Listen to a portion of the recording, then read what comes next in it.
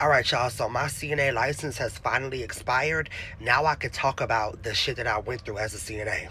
So I had got this job at a nursing home in 2019 overnight. But the way they trained you was you would work 2 days on day shift, and your third day you work your actual shift overnight. So the guy I was training with, he told me about my patients I would have or whatever because we had the same hallway. So the first patient he told me about was this lady. Now, she wasn't an old lady, she was in her 20s, and this was the first time that I figured out that young people can also be in nursing homes. Well, the lady was 800 pounds. She was 5'2", Hispanic, 800 pounds. The reason why she was in there was because she was immobile, she couldn't walk, and she didn't have anybody who could, like, take care of her. So she was in there, and he told me that she only wanted male CNAs. So she was paying out of pocket. That's why she could do shit like this, because the nursing homes don't give a fuck if you paying them. So they would put a male on her knowing that she's trying to be sexual with the men, right? So we go to change her. Now she's incontinent, so she pisses and shits on herself, right? So we're changing her diaper. In the way that she wanted you to clean her, she wants you to wrap the wipe around your fingers and go inside of her and clean all around there and move your... She wants you to finger her, basically. So I'm watching him do this shit, and I'm like, yeah, I'm not doing that, bitch. And he was like, yeah, that's just what she wants. No, thank you, bitch. I'm not doing that shit. So I'm like, I'm finna go talk to the nurse. And the nurse was my homegirl. She the one who got me the job. So I go talk to her, and I'm like, hey, she wants you to wrap the wipe around your finger and go inside of her. And my homegirl was like, what the fuck? So we go talk to the DON. Apparently nobody ever informed them this was the reason why she wants a male CNA. They're thinking that she wants a male CNA because the male CNAs are stronger. Because she 800 pounds, you gotta flip her big ass over. But no, she wants them so that she can fuck with them, basically. So come to find out, the DON and the patient's dad are friends, right? So I'm talking to him, and he like, well, that's what she wants. That's her preference, is pericare.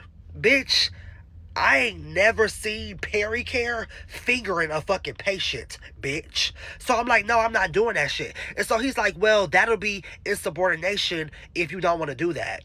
No, it's not. So we go back and forth or whatever. I get the fucking administrator, HR, bitch, I'm telling everybody about this shit. So long story short, they took me off that patient.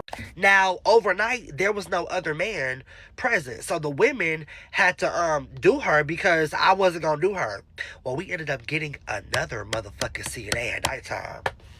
Bitch. So the other CNA, he just took over that hall. I took a whole nother hall. So it will be nights where, like, the hall lights will be going off for like an hour, right? Like, what the fuck?